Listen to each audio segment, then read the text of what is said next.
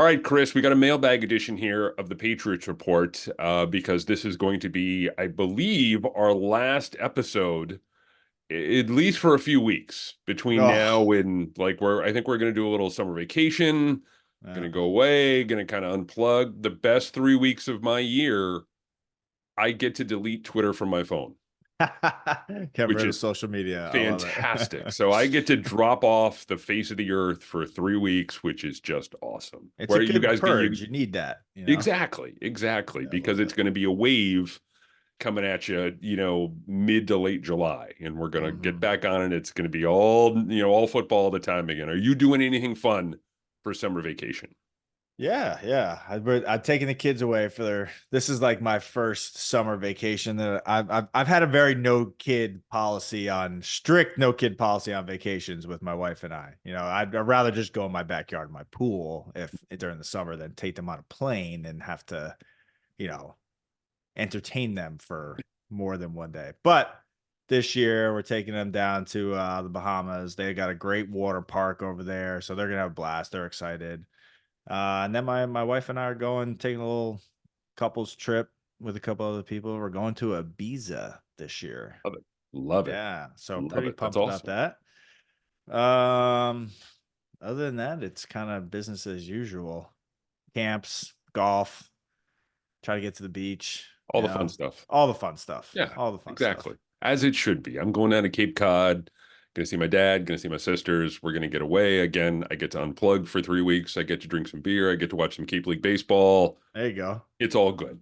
It's all good. But The first, unplugging, that's what you need, man. This yes. because heard it here now when the Pats are 3-0 to start the season, Twitter's gonna be fired up. You're gonna be a busy man. We're And gonna be busy. and all of the negative Positive stuff to talk about. exactly. And all of the negative stuff people will refind and retweet and go, Oh yeah. I see, I told you. Yeah, I see, yeah. that's the way it's.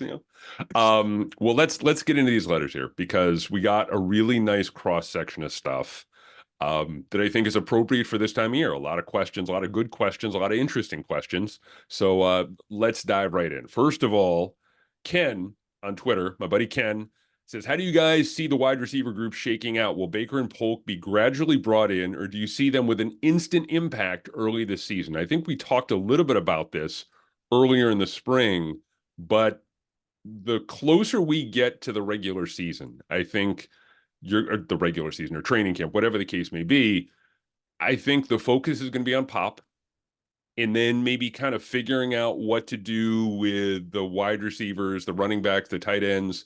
But I do think we're going to see one of those two guys hit 50 catches this year, Yeah. regardless of who's a quarterback. Yeah, easily. I'm more on the instant impact. Okay. I don't think there's no time for this, right? Like we've drafted these guys high. We have pretty high expectations, I think, for this room this year. Young group still. Um, Maybe the expectations from the team or from the fan, maybe they're not super high, but I think there's a lot of excitement about the talent that's in that room and what it quote unquote could be, right? We know what Pop can do. Mhm. We both know that we need to see him grow a lot. He's got to grow. I mean, we saw him mature over last season. He was doing all the right things. I think that we need to see even more from him this year. We need to see him be able to do a lot more different things. Um, Obviously be available, but I think that these guys are going to get an opportunity on the outside, and I hope that Van Pelt is just. I hope that he doesn't listen. If he has Jacoby, right, he's going to feel comfortable making multiple play calls in the huddle, moving guys around at the line of scrimmage before it's snapped. These guys need to be able to do that. We can't just go out and line up. Mhm. That's not going to work. We are not built a team that has a dominant X receiver that we can just put out there on an island and just expect him to win a one-on-one matchups. We don't have that guy, or at least I don't think we have that guy. Maybe we do. It's at least right now. Yeah, I agree with Right. But even last year, we were more successful when we had pre-snap movement and we were moving guys around in multiple different formations. That's gonna have to happen. And the only way that can happen is if these guys know the playbook, they know what to do, they know how to move, and they can be put in different spots. So I think if we're able to do some of that stuff, and listen, I don't know what I'm talking about. I'm not an offensive coordinator. I'm just kind of seeing what what these guys are capable of doing. They seem like they're very good athletes. Let's move them around. Let's try to create some mismatches and different matchups that we feel confident in. Right. And something that Jacoby, that Drake, something that they feel confident in so that they can look at it and be like, okay, cool. This is what I got. I know I got Pop. I have, I have Polk. I have, whoever is doing all this stuff, and let me pick my matchups. Whereas last year, it just kind of seemed like I don't really know where we're going with the ball. Right. So I think that was a great thing. I mean, listen, Tom was the greatest, and he knew exactly where he was going with the ball pre-snap, but he also knew his matchups, man. If he looked out and he saw Gronk was triple covered and he got Jules, and there's he's getting chipped at the line of scrimmage, and he's like, okay, well, I know I have James White. I know I have Chris, or I know I have Danny, all these different guys that on the outside. Like, let's pick my matchups. Let's go win one of those and put it a little bit of accountability on the wide receivers. So I think that's going to have to happen too, right? There's got to be some accountability and some trust that, thrown onto this group. And there's not a lot of time here. Once August hits, these guys need to hit the ground running and need to show that they can compete and do well in the NFL. The phrase instant impact, I think, is interesting in the context of this conversation, because I think a lot of the expectations for them are going to be tied up in some other guys, some veteran guys. Is Juju going to be able to play? If Juju comes out in the summer, and I know that you've sold all of your Juju stock already, basically. But if Kendrick is, ready to play, let's say Jaheim Bell, rookie tight end, is just a beast out there, that I think that you can maybe spend a little more time easing these guys into it. But if there's injury, there's ineffective play, if guys are struggling to pick up, some of the facets of AVP's offense. Here's my question to you. Okay. Why do we ease them into it? What's the benefit of easing them into this? Well, again, I'm just saying Juju's out. Juju doesn't make the team. Okay. Kendrick, we have to, he's on a pitch count, right?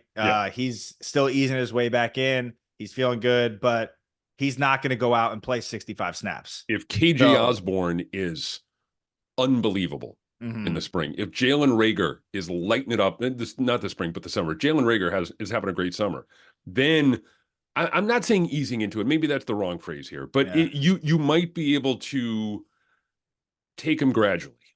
Sure. And I'm talking about the difference between, an inactive in September versus, oh my God, we got to have, Jalen Polk in there in September for that September Thursday night game against the Jets. We're shorthanded at wide receiver. All these guys are ineffective. Kayshon Boutte's not on the team anymore. Tyquan Thornton is not on the team.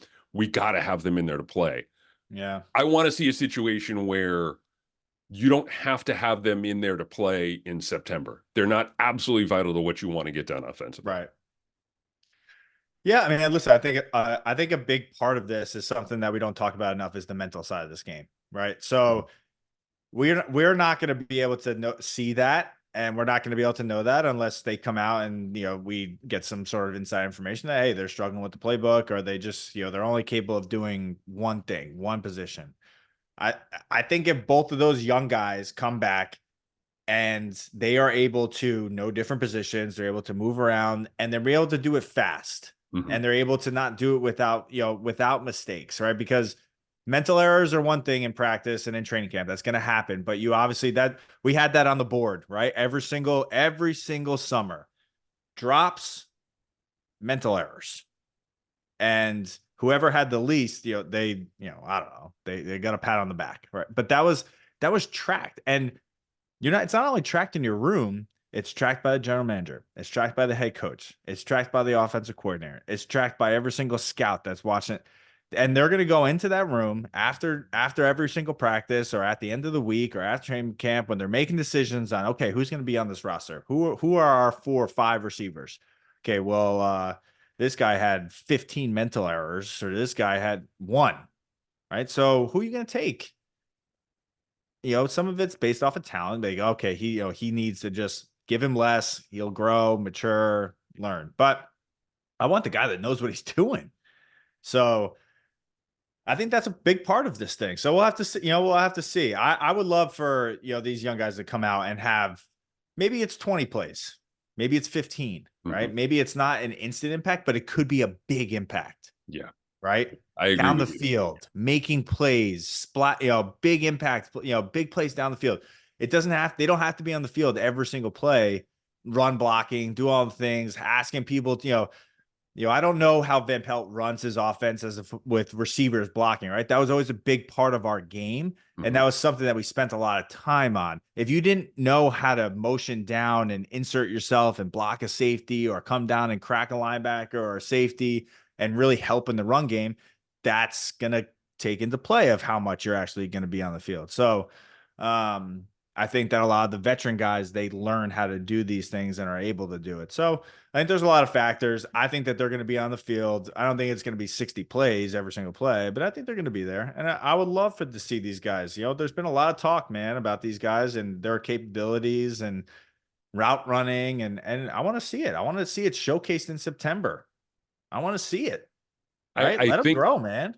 I think that I'm right there with you, and I think that these two guys have a chance to be impact players by Yeah. the end of their rookie season. I just think that I don't want to be in a situation if I'm the Patriots where I'm relying on these Sure. guys so early in But their careers. that's why we got Pop. That's why we Yeah, brought in KJ. yeah. Kendrick hopefully just comes back strong and he's able to just build off of what he did last year. So we have some guys that are able to kind of pick up that slack. But these guys are playmakers, man. This is why we drafted these guys. We need them to make those plays. Going to build on that a little bit with the next question. Damien Sharkey, our pal from down under, New Zealand, Oh, asks, "What is your assessment of the Patriots wide receivers room this year as opposed to last year?" He also asked, "What was your surprise player to make the roster?" And I think maybe that's a little bit early, at least right yeah. now. But I have a quick question for you on this, and this is he wraps up with this. I think this is a really good one. Would you trade for Brandon Ayuk right now? Oh, I've been watching that closely, man. That guy is not happy right now. He is not. Um, Listen, I think the difference between last year and this year is there's more talent. Mhm. And we've had a couple years, we have another year underneath our belt with the younger guys. But again, yes, they're rookies. We have some young guys, but there's clearly more talent in that room. And that's what you're looking for. Mhm. They have guys that can catch the ball. They have not done a single thing in the NFL yet, but we know that they're talented players. And I think with the right confidence and coaching and some real game, film underneath their belt, I think they're going to be good players. Brandon Ayuk is a good player, man. I mean, I Special have talent. no idea what you would have to give up for a guy like him. But I mean, you want to talk about instant impact. Yeah. Yeah. That would be an instant impact. And it'd give you a number one receiver because, we don't have a number one, Mhm. right? We have a bunch of twos and threes that are going to, and which is totally fine, man. We didn't have number ones. We pieced it all together, man. And you had a group that played very, very well together. This group can be that. If you throw Brandon into the mix, now you got a guy that you got to get the rock and a Mhm. guy that's going to take a lot of heat off of, some other guys, open up some different things. But I mean, I couldn't tell you what you have to give up for him. That's Second. probably, And maybe then a player, you're going to so, have to pay him too, because yep. that conversation is down the road. And at least theoretically Well, right that's now, what he's you looking do have for. space. Yeah. I mean, you have a little bit of financial flexibility, but you're Mhm. talking about, I don't know if it's a Justin Jefferson kind of contract, but you're going to Nah, but have to it's up commit. there. Yeah. You're going to have to commit a large portion of your financial resources to keeping him around Yep. for a long-term rebuild. So I look, I don't think anyone would be mad if we tried to get Brandon Ayuk on the no, team. no, no. And that would change the narrative around this team really, really, really Yeah. quickly, I think. Yep. So, Pat on Twitter has a really interesting one, and we kind of touched on this before. Jaheim Bell. He says Jaheim Bell is an interesting prospect. He feels like a better talent than where he was drafted. Great athlete, very flexible. Reminds me of Delaney Walker, Martellus Bennett a bit. Any chance he could move past Hooper? I don't think. Again, I'll go back to what I was saying about the rookie receivers before. I don't think he necessarily slots above Hooper right now on the depth chart, but I was talking to the Patriots running backs coach who likes Bell a lot for a number of reasons, not the least of which he gives them some fullback flexibility. Mm, And I think that's a way that he can see the field sooner rather than later, and then maybe eventually build into, more of a role in as a pass catcher. Like we yeah, we I talked don't before about the know. we talked before about the cornerback, Yeah, Marcellus Dial, I think his name was, the idea of using special teams as kind of that crowbar into the sure. starting lineup. Yeah. I think with Bell, it's going to be at fullback. I don't know a lot about this kid, so you have to. I mean, it's intriguing to hear names like Delaney Walker, right? Yeah. Because that guy was a beast on the field and can do a lot of different things, and he was just a nightmare of a matchup for people, because he was fast, he could block, he can run through you. He can. You can't just put a linebacker on him, Yeah. and he could make plays down the field. So hearing stuff like that, again, I think it really comes down to, how where can we put this kid in? How does he fit into it? And how quickly is he able to adjust to, NFL speed, NFL playbook, being asked to do multiple different things in the run game and Mhm. blocking and pass protection, because all of that stuff comes into play. So I think, again, this mental side of this game really comes into play for these younger players. That Mhm. how quickly are you able, like Hooper is going to be able to do it. He's been around. He knows how to do it. So, I mean, listen, for him, that would be a guy that I would be kind of taking underneath my wing and really trying to help him, right? Because putting two tight ends on the field, guys that can do a lot of different things, it changes some things for you personnel wise. You're able to throw the ball out of two tight ends, and you're able to, take some shots down the field, spread the offense. That was like when we had Martellus and Gronk healthy. I mean, dude, you want to talk about a nightmare. We were throwing the ball. We were in spread offense in 22 personnel.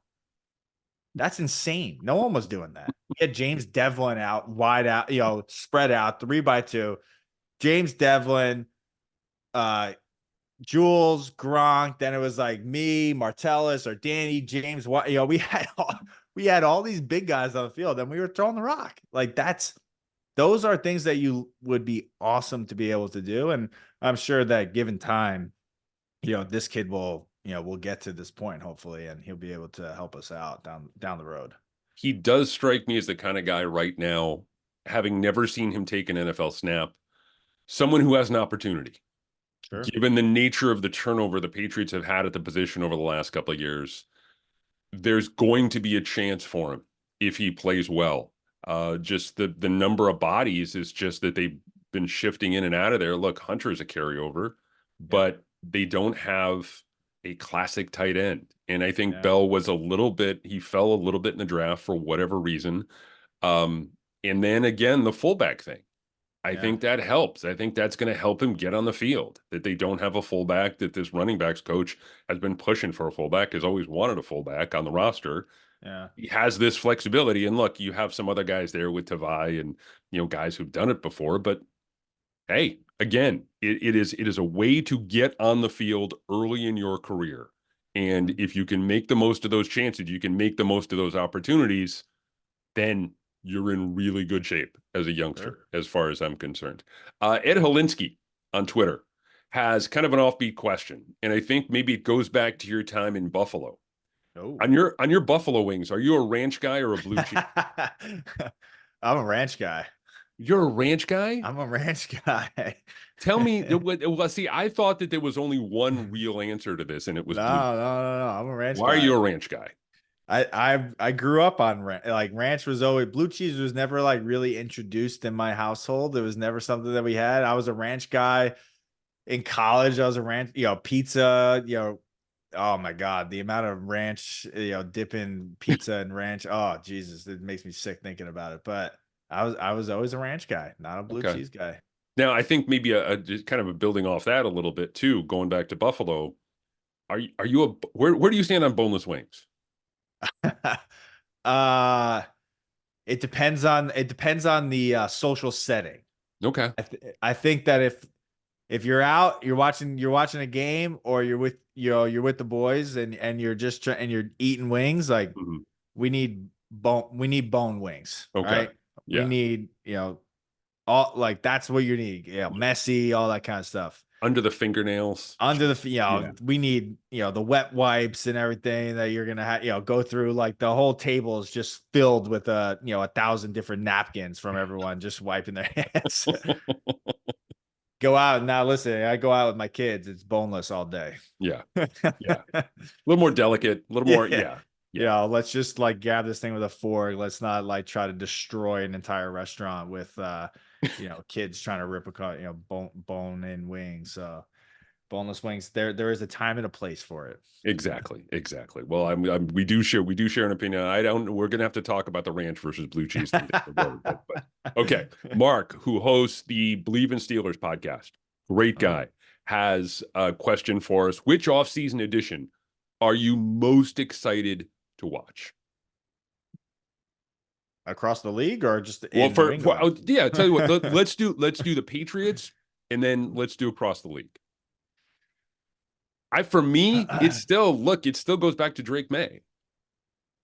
Yeah, I And mean, I don't know I if think you that's consider him really an that's the off-season addition, but yeah, I don't consider him an off-season addition, but if we're gonna talk about additions to this team, I think that's really been the position that we've been talking about for the last let's just call it year, right? Because we all kind of knew what was gonna happen. We need to see a quarterback. So listen, I think what I'm most excited about is to see how Jacoby plays. I've been following Jacoby since he was in New England with me, and I've been a big fan of him. So I am very curious to see how he steps up to the plate. And I hope that he's successful. And I hope that Jacoby has an entire season underneath his belt and is able to lead this team to what you and I think that they could be. Mhm. Right. And with, a team that maybe is not totally built to win championships right now, but a team that can make some noise in without a doubt in the AFC East. So, and then, we'll just kind of see how Drake fits into the puzzle. So They haven't signed a lot of. They didn't sign. Going back and thinking they about really this, they didn't didn't. sign a lot of free agents. And we saw it this week. They re-signed Ramondre. They brought a Yeah. lot of their own guys back. Yeah. Like a lot of those foundational guys back. They didn't necessarily go out and make a big splash. They tried to on a couple of occasions, Yeah. but there was no singular free agent guy where they said, "All right, that's our premium free agent addition for this offseason." Right. I think that was part of our frustrations when free agency was popping off and everyone's making all these these moves, and then New England's just sitting there quiet. I was like, God dang, like what are we doing? I feel like there's so many pieces that we could add to this, but listen, they have their own process, and I think the team that we have is can be a good team and definitely in the future something to build on. So there's always going to be next year to add free agents, and listen, Stephon Gilmore, there's still some free agents.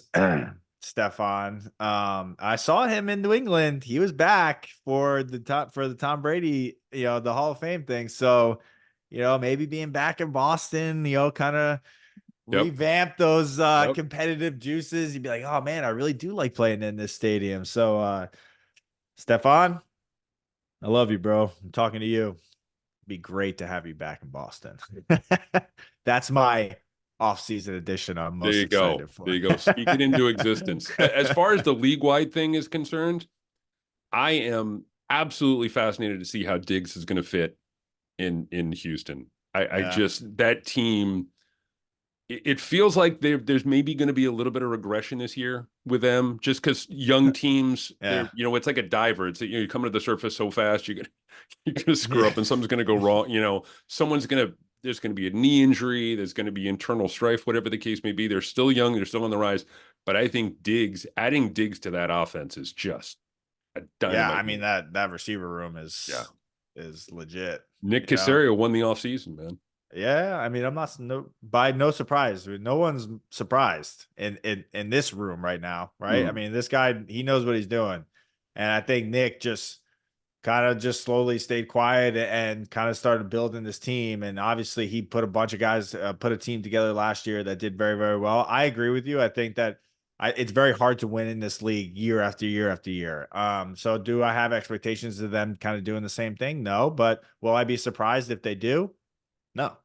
because I think they have a very talented team, and I think they have the right guy in place that's leading this team. And I think that this young quarterback, I hope that he just continues to grow and they put some more weapons around him. And I mean, this team could be good, man. They Yeah. can be a problem in the AFC again. So, but yeah, it'll be interesting to see how Diggs fits in the picture because he made a lot of noise in Buffalo when he wasn't getting the rock, right? Mhm.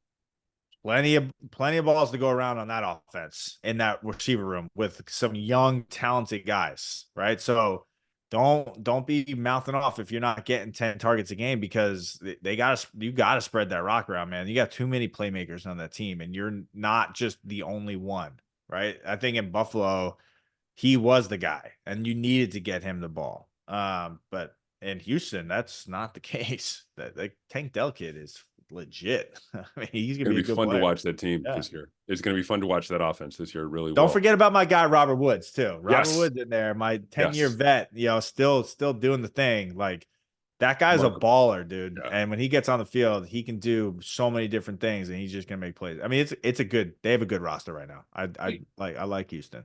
This is a question for me, and I wanted to get it in before our summer vacation here. Your guy, Christian McCaffrey, the cover of Mm. Madden.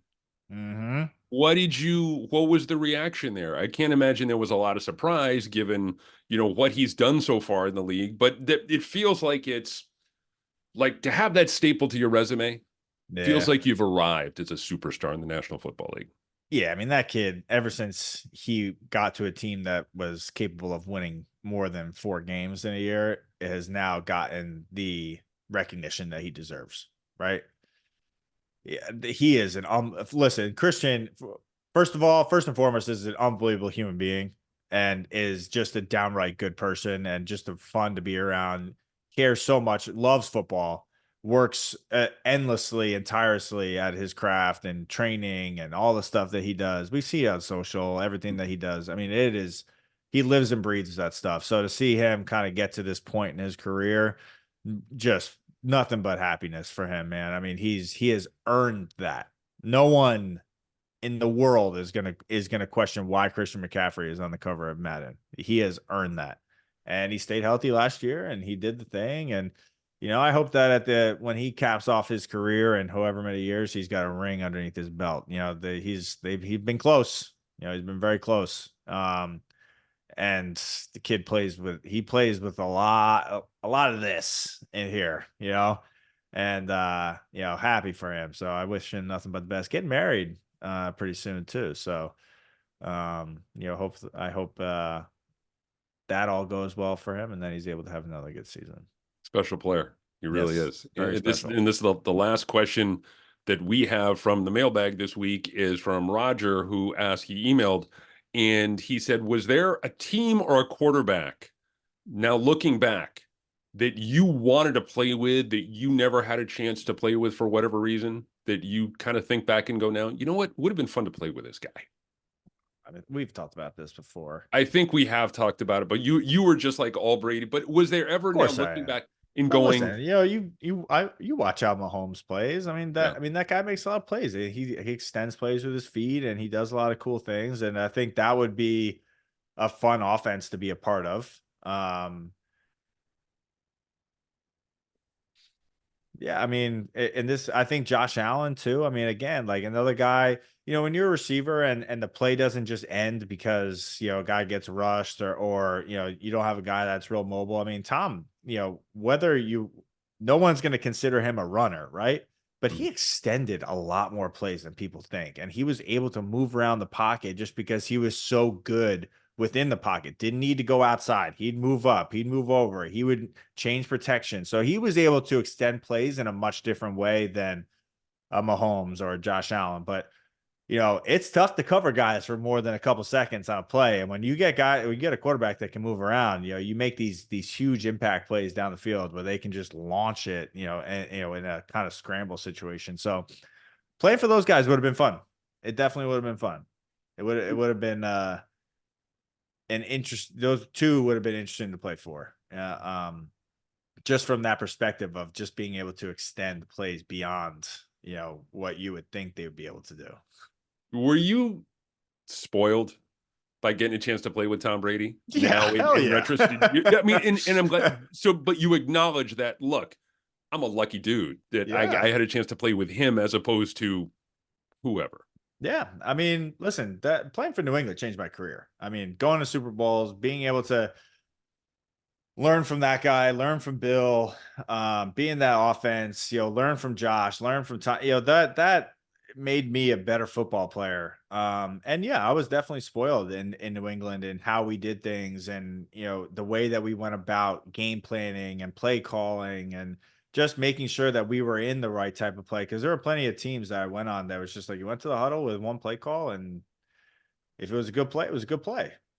And if it wasn't, then you kind of just moved on. We didn't do that. There were a handful of times where we went to the huddle with one play call.